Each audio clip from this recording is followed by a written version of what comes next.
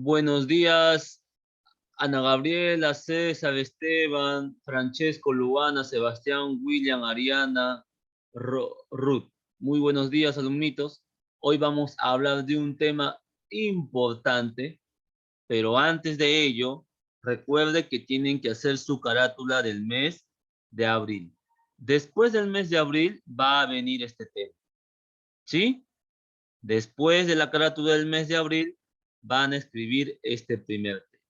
Entonces, vamos a contextualizar lo que ha estado sucediendo después de lo que hemos tratado en la guerra entre conquistadores, pero este contexto histórico va a estar muy relacionado con el otro conflicto que hemos tratado la semana pasada. ¿Cómo así, profe? ¿Que no era la historia de manera lineal? No, nunca va a ser la historia de manera lineal. ¿Por qué, profe? Dirán ustedes. Porque la historia no siempre se va a concretar de la misma manera para todas las civilizaciones, para todos los acontecimientos históricos, sino va a ser gradual. ¿Por qué, profe? Porque cuando se dio el problema de los conquistadores, en ese mismo instante, escuchen bien, en ese mismo instante ocurrió la resistencia inca. Ah, ya, profe, sí, porque a medida que Pizarro y Almagro estaban peleando por el poder, en esos mismos tiempos, los incas que se habían resistido a la invasión cusqueña, perdón, los incas que se habían resistido a la invasión española, van a crear una fortaleza, ¿no? Un fuerte, por así decirlo, para poder desde ese lugar atacar a los españoles. Pero lastimosamente ya no concentraban todo el imperio que ostentaban en siglos pasados, sino que se encontraban reducidos y recluidos en un lugar. ¿Sí? Pero a pesar, digamos, de esa situación, ellos van a aprovechar el momento para sublevarse, alzando a las masas para poder, para poder rebelarse contra la colonia española. Sí, estimados alumnos, por eso esta resistencia inca va a formar parte de la historia del Perú como uno de los sucesos importantes. Entonces, continuamos. Ahora vamos a ver las causas.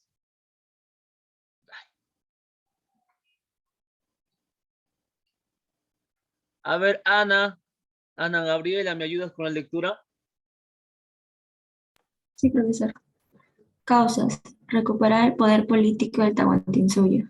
Al no conseguirlo se buscaron beneficios para la élite rebelde. Ahí está. Entonces, una causa. ¿Recuerdan de dónde a dónde se extendía el imperio incaico? Recordamos un poquito. A ver, Francesco, Ariana, Bárbara, Maricielo, Luana, ¿recuerdan? ¿Desde dónde a dónde se extendían el imperio incaico? A ver, los países que conformaban.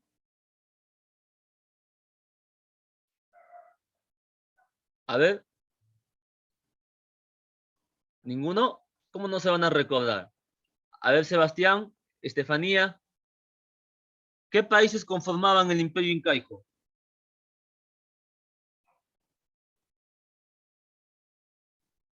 A ver, recordamos un poquito, clases del año pasado.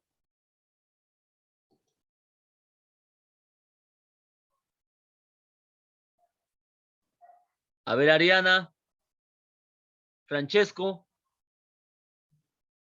a ver, ¿qué países conformaban el imperio tahuantinsuyo? A ver, Perú, Bolivia, Ecuador, Argentina y Chile. ahí está, ¿no? Todos esos países conformaban parte del imperio incaico. Era muy grande, ¿no? Que conformaban el Chinchaysuyo, el Pontisuyo, Collasuyo, Antisuyo, ¿no? Ahí está. Ellos querían ostentar nuevamente el poder. ¿Sí? Entonces, si vemos desde esa perspectiva geográfica, entonces el imperio de Tahuantinsuyo era muy grande, pero lastimosamente después de la conquista de los españoles, los incas se van a sentir reducidos, recluidos, sometidos, abusados también, debido a que los españoles van a cumplir con su objetivo, ¿no?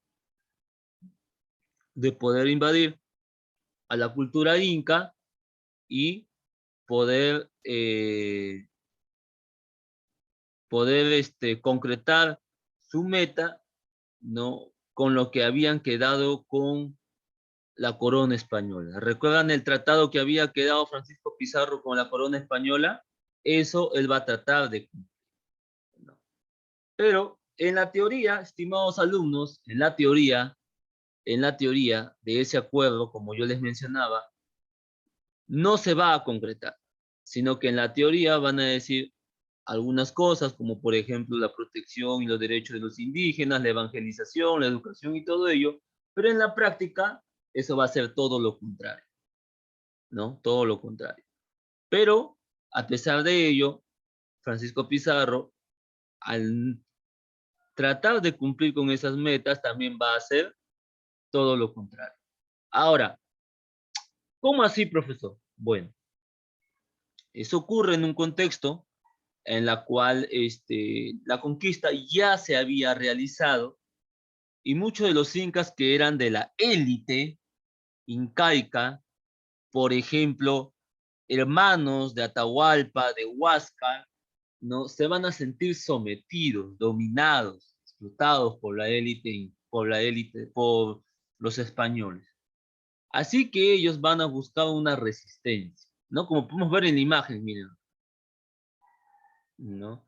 Pero al no lograrlo, porque sus expediciones y estrategias van a ser fallidas, muchos de ellos, que lo vamos a tratar a continuación, se van a evangelizar, van a convertirse al catolicismo español, ¿sí?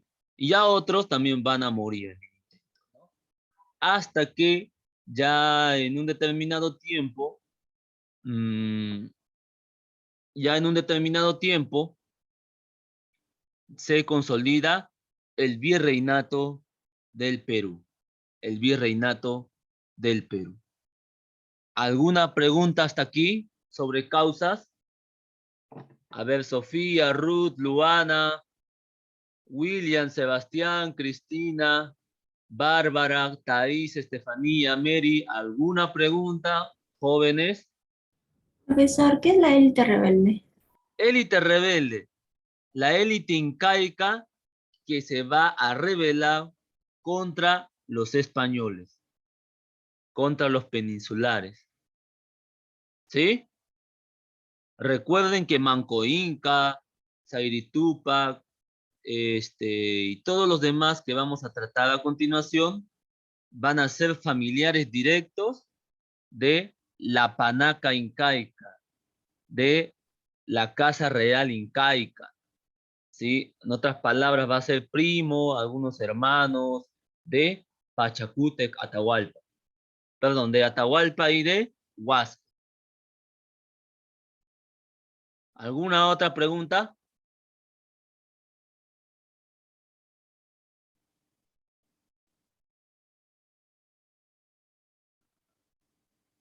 Jóvenes, ¿alguna otra pregunta? No, profesor. Ya, continuamos. A ver, vamos a conocer a uno de ellos.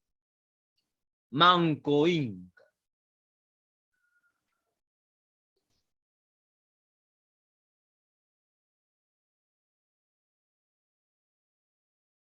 A ver, César Pinto. César Pinto, ¿me ayudas con la lectura, por favor?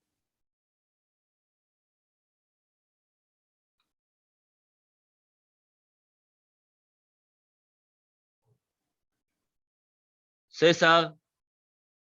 Hola, profe. Hola, hola. A ver, ayúdame con la lectura, por favor.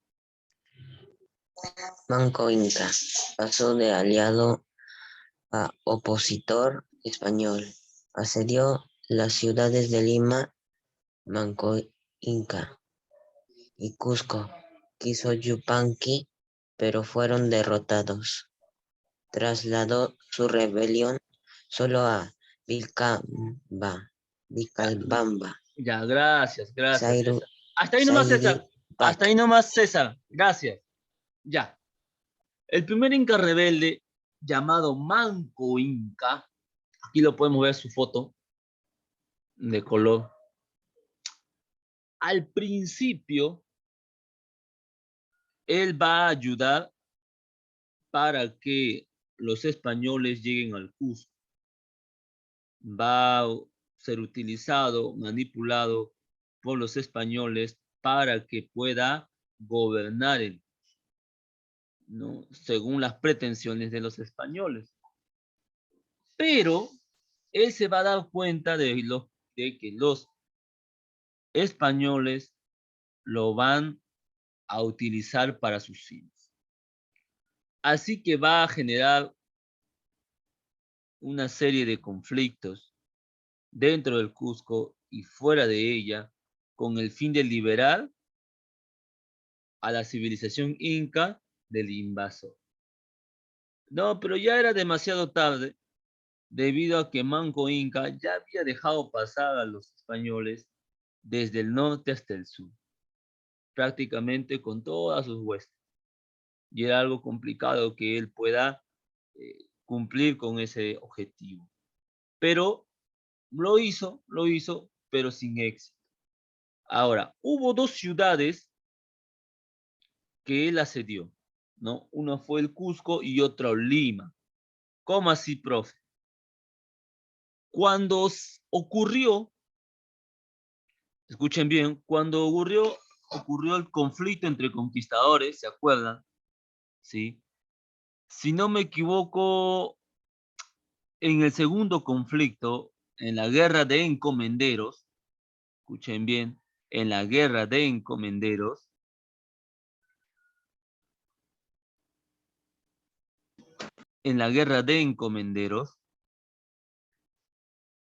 él va a aprovechar la oportunidad de poder llegar a Lima, cercar Lima, para poder matar a los españoles. Porque ya en ese entonces habían entrado en... Pero una mala decisión, ¿no? Una mala decisión de no ir, digamos, directamente al conflicto y de perdonar la vida de uno de los españoles, va a costarle la vida. Va a costarle la vida. Pero, estimados alumnos, ¿no? Lastimosamente, cuando su rebelión es apagada, ¿no?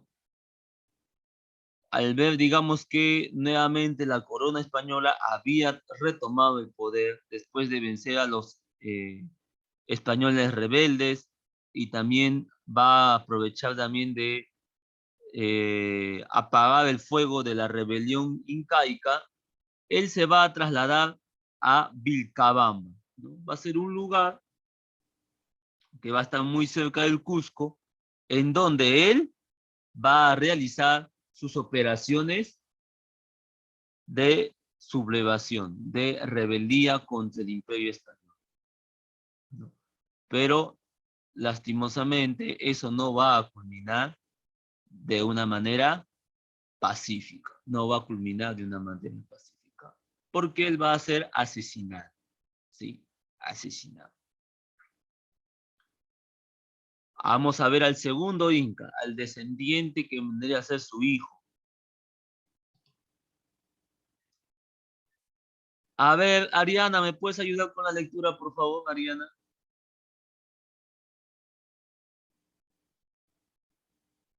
Zaidi Tupac dejó la rebelión y reconoció al rey Felipe II como soberano. Recibió la encomienda de Yucay. Ahí está. Gracias, gracias, Ariana. Entonces, su hijo, después ya de mucho tiempo, no, él va a dirigir las huestes rebeldes. Debido a que él va a tener un escenario espantoso, debido a que a Manco Inca lo van a matar y él va a presentar su muerte de su padre cuando era niño, ¿no? Imaginen ese horror, ¿no? Imagínense esa desdicha, ¿no? De presenciar la muerte de su padre, ¿no? Y él va a nacer, digamos, con esos ideales de la rebelión, pero lastimosamente él no lo llega a concretar debido a que él, si bien va a empezar como un inca rebelde, va a someterse al cristianismo, ¿no? Va a tomar la cruz, va a tomar la Biblia y se va a bautizar. ¿Cómo, profesor? Así como lo escuchan, estimados alumnos.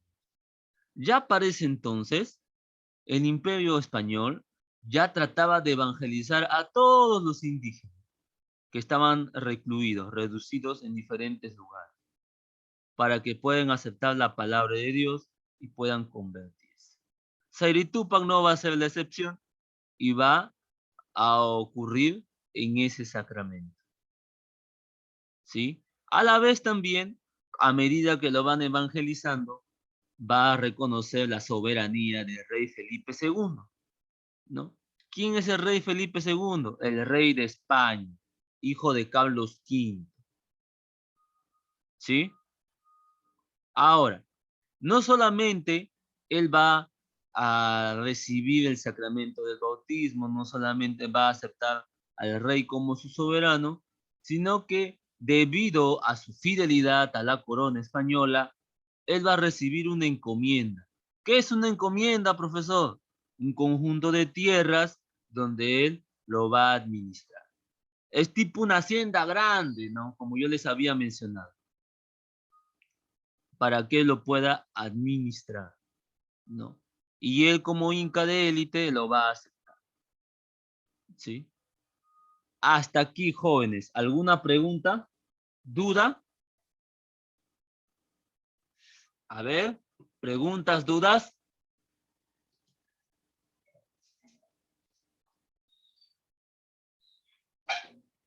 Profesor, Dime.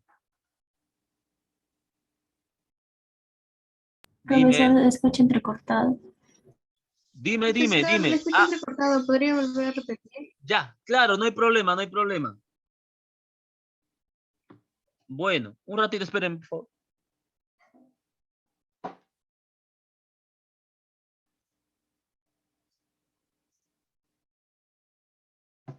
Ya. Ya, entonces, como les mencionaba, ¿me escuchan ahora sí, no? Hola. ¿Sí? ¿Me escuchan? Sí, profesor. Ya, Sí, bien. profesor. Ya. Entonces, vamos a pasar al segundo punto, ¿sí? Manco Inca va a dejar a su hijo Sayri Tupac. Sayri Tupac va a presenciar el horror de la muerte de su padre y va a quedar con esa consigna de la rebelión incaica. Como todo hijo, ¿no? Va a buscar honrar la muerte de su padre, ¿sí? Entonces, va creciendo con esa mentalidad hasta que unos misioneros, ¿no? Van a entrar a ¿cómo se llama? Al lugar llamado Vilcabamba y va a recibir la evangelización, aceptando a Cristo en su vida, la cruz, la Biblia y todo lo demás, ¿no? Que nosotros conocemos y lo hacemos, ¿no? Pero no solamente va a quedar ahí, sino que esa evangelización va a condicionarlo a él a que pueda aceptar la soberanía del rey Felipe II. ¿Sí? ¿Estamos ahí? O sea, esa evangelización va a ir condicionada a aceptar la soberanía del rey Felipe II. Y no solamente con eso, no, para condicionar a los incas rebeldes, va a recibir la encomienda. ¿Qué es una encomienda? Habíamos hablado. Un conjunto de tierras que él lo va a administrar. ¿Sí? Por eso también se le llamará el Inca que recibió una encomienda en Yucay. Una encomienda en Yucay. ¿Sí? Si yo les preguntase, alumnitos, si yo les preguntase, escuchen, Si yo les preguntase, ¿quién recibió la encomienda de Yucay? Zaire Tupac. ¿Sí? ¿Estamos ahí? ¿Alguna pregunta? ¿Duda? No, profesor. ¿Inquietud? ¿Ninguna? No, profesor. Ya, continuamos, hijitos, continuamos porque el tiempo es cortísimo. ¿Eh?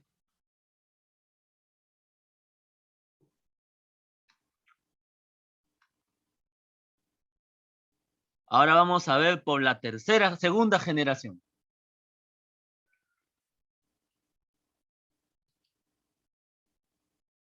A ver, William, ¿me ayudas con la lectura, William?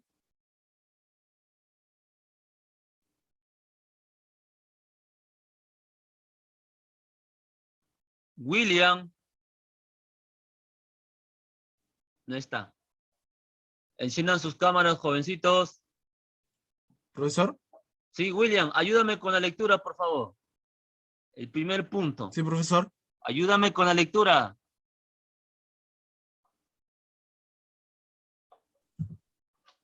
La de Tito Cusi Yupanqui, Sí, sí, por favor.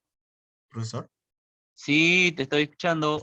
Firmó la paz de Cobamba con los españoles, siendo reconocido como Inca, rey de Huaquibamba. Ya, está ahí nada más. Está ahí nada más. Ya, gracias, William. Bueno, Titu Cusi Yupanqui va a ser el nieto de Manco Inca y que también, digamos, va a tener los ideales de resistencia, sublevación, reivindicación de la élite incaica. Así que después de también rebelarse contra la corona española y no poder lograr su cometido, él va a firmar la paz de Acobamba. Acobamba va a ser el último bastión en donde los incas van a perder en ese conflicto. Si no, entonces Titu Cusi Yupanqui y su gente rebelde, junto con las huestes españolas, van a firmar un tratado de paz. A ver, hola, hola. ¿Me escuchan ahora sí? Sí, profesor. Ya voy a acercarme más al micro entonces, ya a pesar de que no se vea mi mano. Yo les decía, Titu Cusi Yupanqui va a ser hijo de Zaire Tupac y nieto de Manco Inca. Él también va a tener los ideales de la rebelión, de la sublevación, de la reivindicación de los incas. Pero al no lograr su cometido, va a firmar un tratado, un pacto en el lugar llamado Acobamba, que va a ser el último conflicto que él va a realizar estando en vida. Sí. Por eso, cuando él firma ese tratado, junto con con su gente, junto con los pocos soldados que quedaban de la élite incaica, junto a las huestes españolas, va a ser con el fin de acabar los conflictos hostiles, el conflicto sangriento, ¿sí? Y él, ¿no? Va a ser el primero que va a ser nombrado por los españoles, escuchen bien, nombrado por los españoles como rey inca de Vilcabamba. Vilcabamba, recuerden bien, va a ser el lugar donde ellos van a planificar, van a hacer su estrategia, su táctica para futuras expediciones militares contra los españoles. Pero como él vivía en un grupo reducido, ¿no? El lugar es regular, ¿no? Él va a ser nombrado como rey de Vilcabamba. Sí. Solamente para esa ocasión, ¿no? Para que la gente también como símbolo, escuchen bien alumnos, como símbolo de veneración que aún pensaba todavía la gente sobre los incas, él va, digamos, a cumplir esa función, un intermediario entre los españoles y el pueblo indígena. ¿Sí? Y el pueblo indígena. Continuamos entonces. A ver, Maricielo. Maricielo, ¿me ayudas con la lectura, por favor? Sí, profesor.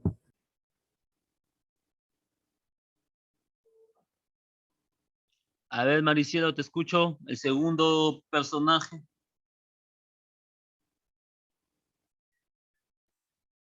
Túpac Amaru, capturado por mandato del virrey Toledo y ejecutado en Cusco en 1572.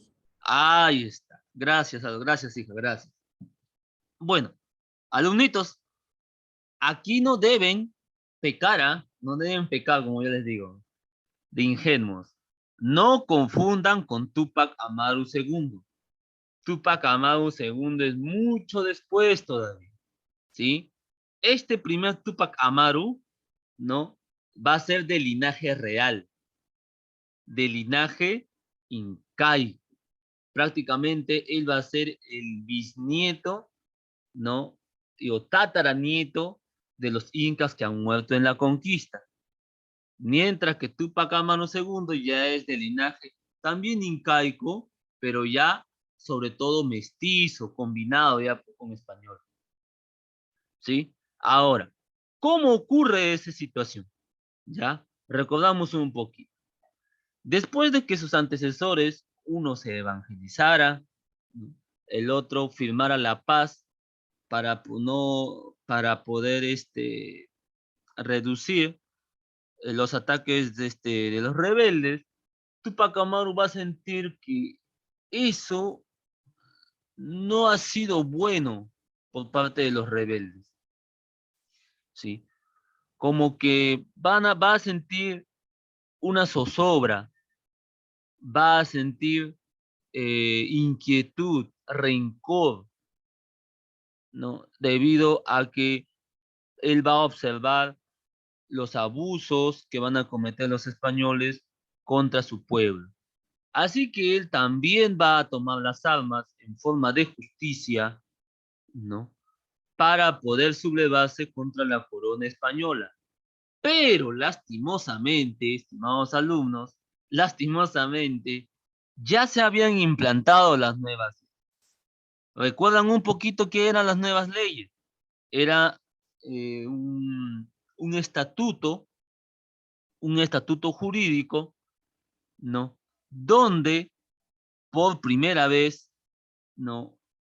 El rey Felipe II va a reorganizar nuevamente las colonias de América Latina,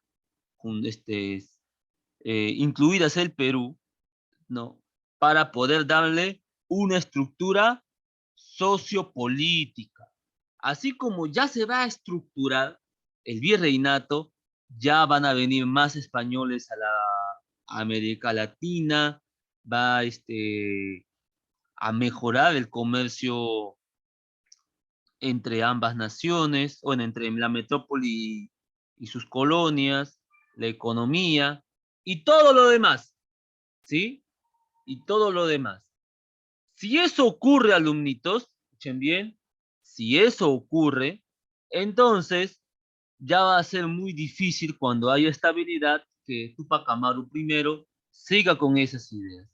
Así que cuando el rey de España manda a su primer virrey, que es Toledo, a reorganizar nuevamente, estimados alumnos, lastimosamente, este hombre va a sufrir mucho en ese periodo debido a sus ideas, ¿no? Va a ir en contra del sistema español, como todos los demás, y va a sacrificar su vida por ese mismo ideal, ya que al final va a ser ejecutado en Cusco en 1572 como advertencia para que todo aquel, escuchen bien, que tenga esa idea rebelde, va a ser ejecutado de la misma manera. Así que va a servir de advertencia para todos los indígenas que van a estar en ese lugar. Y por miedo, por temor, muchos de ellos se van a someter. ¿Sí? Aquí también se le dice que va a surgir la idea del Takion Koi. ¿Qué es el Takion Koi? Es un es un movimiento político-cultural donde los indígenas, más que todo la élite cusqueña, va a poner en práctica, no solamente ideas religiosas, sino también culturales y políticas, ¿no? Con el fin de recordar sus años de apogeo y a la vez tratar de liberarse del yugo español, ¿no? Porque ellos pensaban que de generación en generación, ¿no? Si es que ellos concretaban ese propósito, nuevamente iban a reivindicar y, por así decirlo, resucitar al imperio incaico. Pero como vemos, solamente va a ser eh, una idea política que no se va a concretar, que no se va a concretar. ¿Preguntas hasta aquí? ¿Preguntas? Ahí está, ya Profesor, buenos Nayeli. días. Buenos días. Buenos días. Sí. ¿Quién? ¿Cómo están? Chicos, buenos días. Ante todo, ante esta situación que está un poco difícil, soy el profesor Homero, jefe de normas, ustedes ya me conocen. Ante esta situación difícil que está sucediendo en nuestro país, bueno, hemos tenido que optar por las clases virtuales, chicos. Solamente quiero dar unas recomendaciones, ¿ya? La primera recomendación es que cada uno de ustedes, por favor, chicos, cuando están en clase, por favor, permanezcan con sus cámaras prendidas. Y segundo punto, la mayoría de alumnos que van a hacer las clases virtuales deben permanecer con su buena imagen, su buena presentación, con su polo de la institución. Es como una clase normal que deberíamos llevar todos los días, la diferencia de que no estamos ahora en el colegio, sino están en casa, pero es lo mismo porque estamos desarrollando clases. Entonces, chicos, hay que, por favor, eh, estar con sus cámaras prendidas y con su polo del colegio. Bueno, eso es todo, profesor. Agradecer a cada uno de ustedes por la responsabilidad. Los profesores van a tomar su asistencia y con eso vamos a estar muy bien el día de hoy en nuestras clases virtuales, chicos. Que les vaya bien, chicos. Gracias. Voy a volver a ingresar en otra hora. Ya. Continuamos entonces porque el tiempo nos va a ganar. Entonces, consecuencias, ¿sí? Consecuencias, alumnitos, consecuencias. A ver, Nayeli, ayúdame con el primer punto, Nayeli.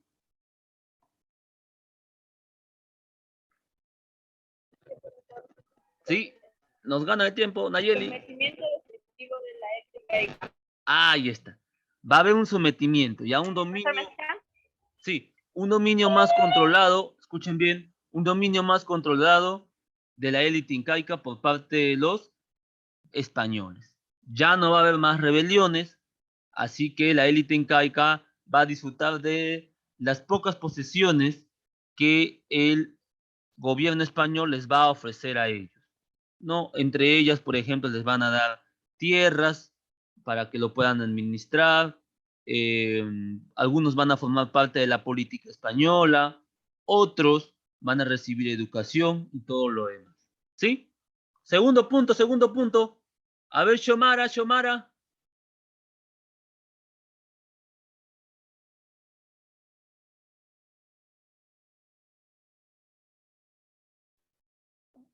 Movimiento Chaki-Oncoi planteó el retorno al culto de las huacas andinas. Fue reprimido por Cristóbal de Albornoz. Ya, gracias, Xiomara. Ahí está. Yo les mencionaba que era el Taquioncoy, ¿no? Un movimiento político, cultural, ¿no? Que trataba de retornar, ¿no?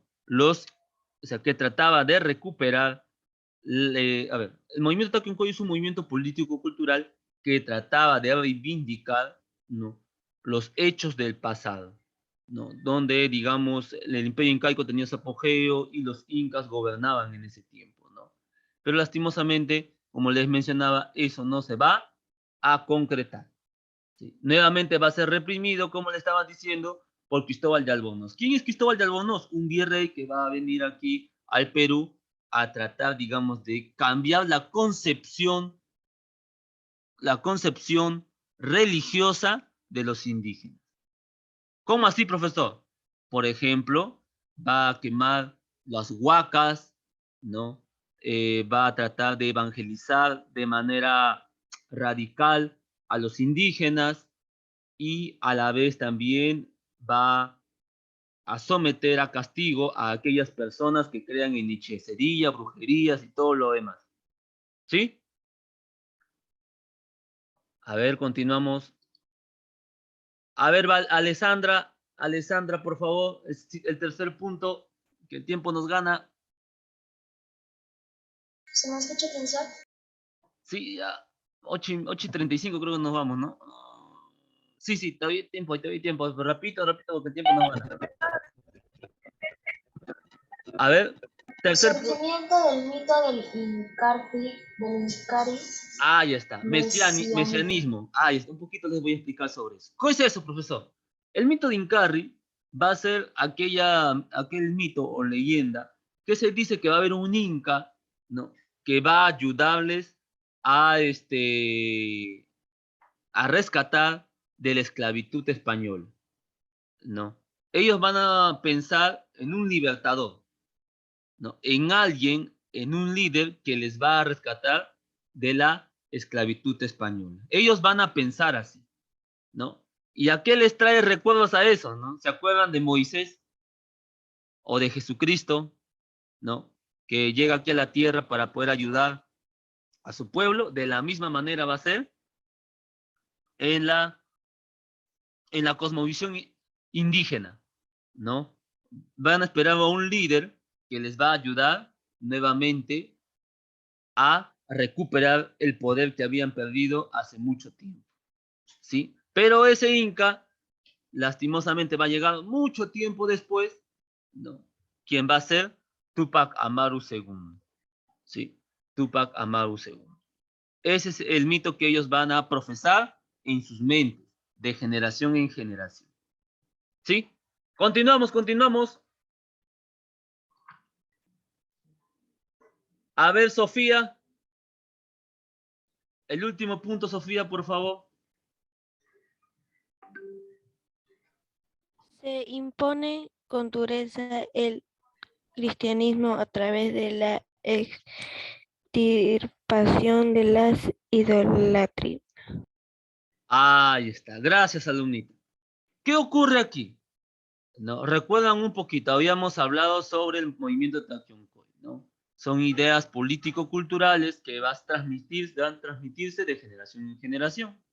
Así que la corona, el virreinato del Perú va a tratar de limitar esas ideas, ¿no? Obligando a que la gente pueda convertirse al cristianismo, ¿no? Obligando a que la gente pueda centrar su fe en Dios. Así que para que eso se pueda concretar, el virreinato del Perú va a eliminar todo tipo de costumbres, tradiciones culturales de la época incaica. Como por ejemplo, ¿qué profesor puede ser una costumbre?